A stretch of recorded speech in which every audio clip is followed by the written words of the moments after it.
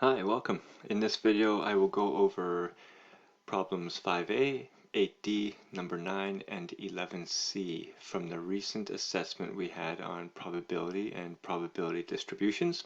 These are the 4 questions that were requested by students, so I'm glad to help you with these as you prepare for the next version of our assessment. Okay, let's look at number 5A first. In this question, it says there was a multiple choice examination that has 10 questions. Each question has 5 possible answers.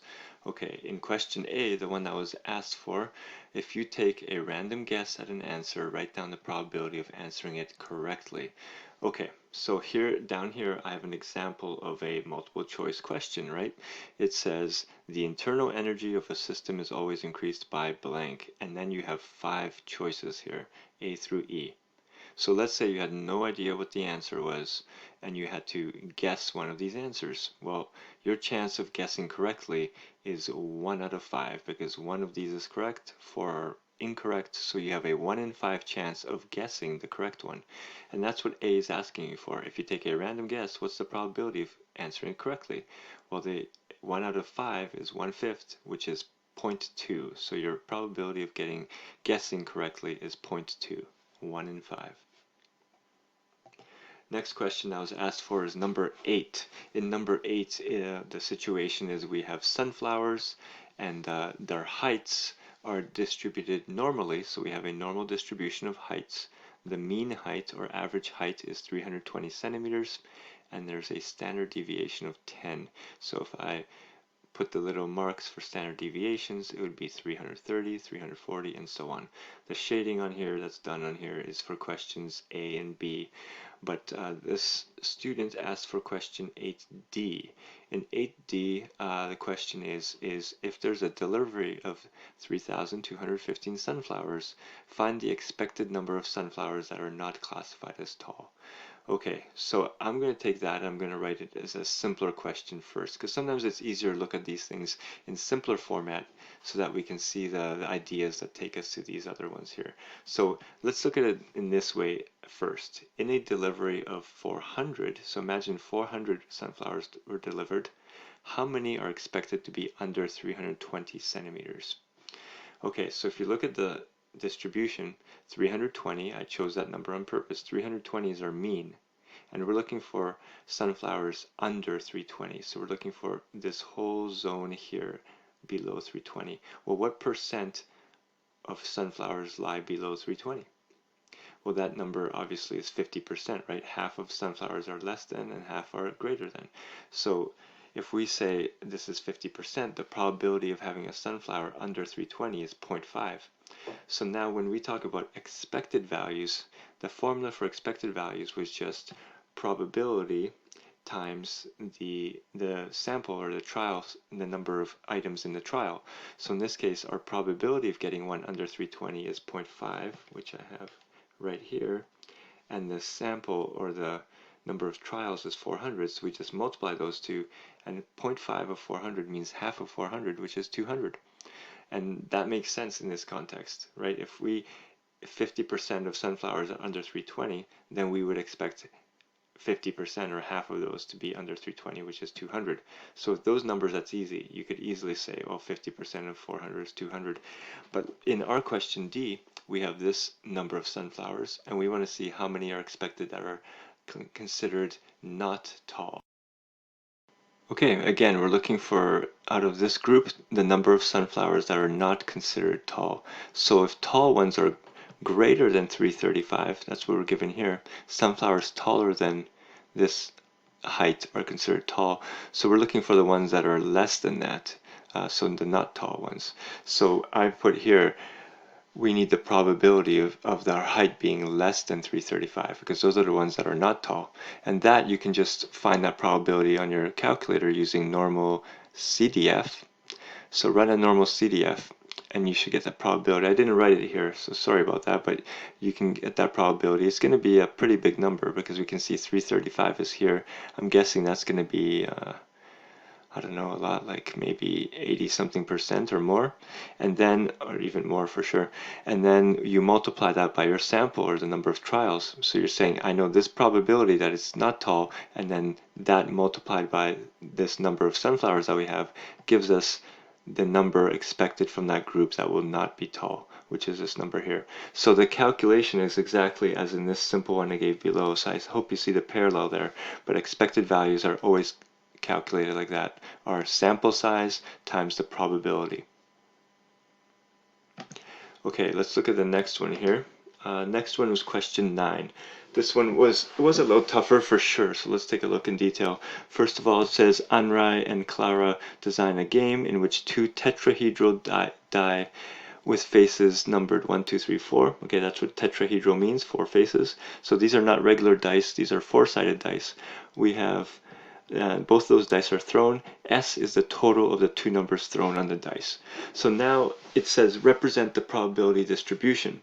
Probability distribution is like a table, right? So it's a table of all the possible outcomes and the probabilities of those outcomes. But before creating that table, it might be useful to create a sample space diagram. This was not asked for in this question, but it would definitely be very helpful. So here's a sample space diagram. We have die number 1 and dice number 2, and each of them you can roll 1 to 4. And in this table, I've filled in all the values, all the possible sums, because that's what this is saying, the total of the 2 dice. So for example, if 1 and 1 is rolled, we have a score of 2. Or if 2 and 3 is rolled, we have a score of 5. Or if 4 and 4 is rolled, we have a score of 8 right here. Okay, so these are the total scores. And then to make our probability distribution, this table here, we have to write all the possible outcomes. Well, the possible outcomes are you roll a 2, or maybe you can get a 3, or a 4 or 5, or a total score of 8. So all the possible total scores, or S values, are 2 all the way through 8. Okay, those are all the possible outcomes. And then here we have the probabilities. So it says S equals S. So the sum equals some value. Okay, so if the sum equals 2, the probability of that is 1 over 16. The reason for that is because there's only one way to roll 2 out of these 16 options here. And then let's look at 3. How many 3s do you see here? Well, there's 2 of them here. There's 2 ways to roll 3. You can either get a 1 on this die and 2 on this die, or you can get a 1 on this die and a 2 on this one. So 2 ways to roll 3, so that's 2 out of 16 is your probability of getting a 3.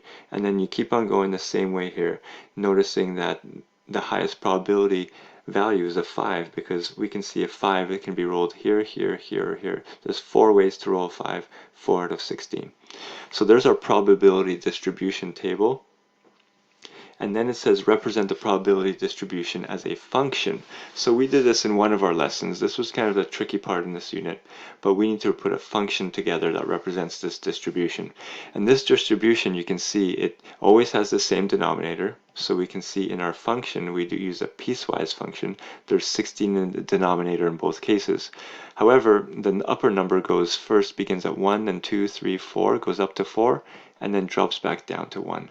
So we know we're going to have to represent this as a piecewise function because we have like one linear function here and then another one here as it's decreasing. So I'm going to look at the first 4 as the first function right here. Those 4 values, these 4 values right here, 1, 2, 3, 4 here.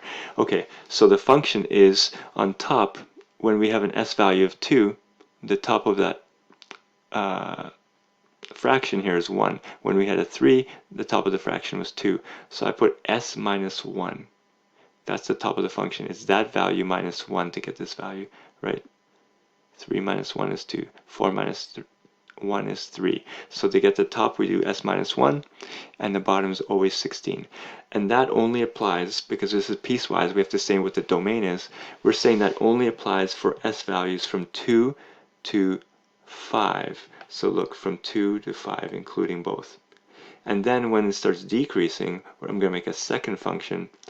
And this time, the function is a little trickier, but basically to get these values here, how do you take this one and get this one? Well, you can do 9 minus this value will give you this value. So 9 minus 6 is 3. 9 minus 7 is 2. 9 minus 8 is 1. And you can see that 9 minus s here. So we did that function for the last 3 values here only. and that means S values between 6 and 8, so it's 6 to 8. This is a little tricky. Go back to the lesson we did on that. There's some more examples of that and some more practice problems like that as well. And now let's look at C. It says we're looking for a fair game. So the game costs X dollars to play. Players win this amount, X plus 1, if they win, and they win if S is a multiple of 4. Multiples of 4 in here are 4 and 8. Okay, so 4 and 8. All right, let's see. And it says, okay, oh yeah, sorry. So they win this much if it's a multiple of 4, and they win X plus 2 if if S is 6. Okay. Again, they win X plus 1 if it's a multiple of 4, and they win X plus 2 if it's 6. Otherwise, they lose the X that they paid to play. So it says find the value of X that makes the game fair. A fair game occurs when the expected value is 0. So to find the expected value again, you multiply the probability times the amount, 1 in this case. So we're saying expected value equals 0, and we know there's a 4 out of 16 chance of getting a multiple 4, because we see 4 here, 3 out of 16, and another multiple 4 is 8. So here's 3 out of 16, 1 out of 16, makes a total of 4 out of 16. So a 4 out of 16 chance of winning X plus 1. But if you win X plus 1, you still paid X to play, so you subtract X. So your actual winnings are just 1, because that X that you're making back, you already spent to play, so you're only actually making 1. And then to get a 6, the chance of getting a 6 was 3 out of 16. So plus 3 out of 16 chance of winning X plus 2. But if you win X plus 2, you also subtract the X you paid to play. So the winnings there are actually only 2. And finally, all the other things that can happen are 9 out of 16, because 4 plus 3 makes 7 out of 16, so all the remaining options are 9 out of 16, and in all those options you win nothing, but you lose the money you played, so negative X. Alright, so all that added up, because that would be the expected value for the entire game, all those added up should equal 0, because we're saying it's a fair game. So 0 equals that 4 16ths times 1, 3 16ths times 2 is 6 16ths, and then minus this here. Solve that equation. You can combine these fractions, makes 10, you put it on the other side, you have that over that, you can cross out the 16ths, and finally you solve for that. So there's a little algebra there, make sure you know how to work with fractions. But it basically tells you the amount to play must be 10 over 9, which is 1 point some little bit. This problem in general is a tougher problem. I would say this is as tough as the problems get in this unit, because making these rules is tough. This kind of fair game idea is a little tricky as well, but I hope you got a feeling for it here. Let's look at number 11. So number 11, I think the question was about question C. Okay, so in this one we have a 10-kilometer run, and it says the probability people will finish, the finishing times are represented normally, so we have a normal curve here. The mean is 100, so I didn't write it here, but the mean would be 100, and standard deviation of 25. So A and B are pretty normal questions using the normal distribution, but in C it changes things up a little bit. It says Zeke organizes a team of 5 people that will take part in the walk or the run, and a team of 5 all finish. Find the probability of at least 2 of them finish under that. So first thing to notice here is, and this is a common kind of question where normal distribution and binomial distribution come together. All right, so we could say, okay, so there's a team of 5, but basically we're talking about people finishing under 110 minutes. So you can think of, okay, to get the probability of finishing under 110, I should just use my normal distribution. So that's what I have here. To find the probability of finishing under 110, I used a normal CDF and I got 0.655. Okay, so that's the chance or the probability of one person finishing under 110. But in this case, we're talking about a team of 5. So as soon as you see that, you're like, okay, there's multiple trials, and there's 2 things that can happen. Somebody finishes under that time, or does not finish under that time. So all of a sudden, 2 things can happen in multiple trials. We're thinking, okay, it's binomial. We have 5 trials, and we're looking for probability of under 110. And now since it's binomial and it says at least 2 finish the walk under 110, we're looking for a probability that 2 or greater finish, and that is just binomial. So you run the normal binomial setup and you find this answer here.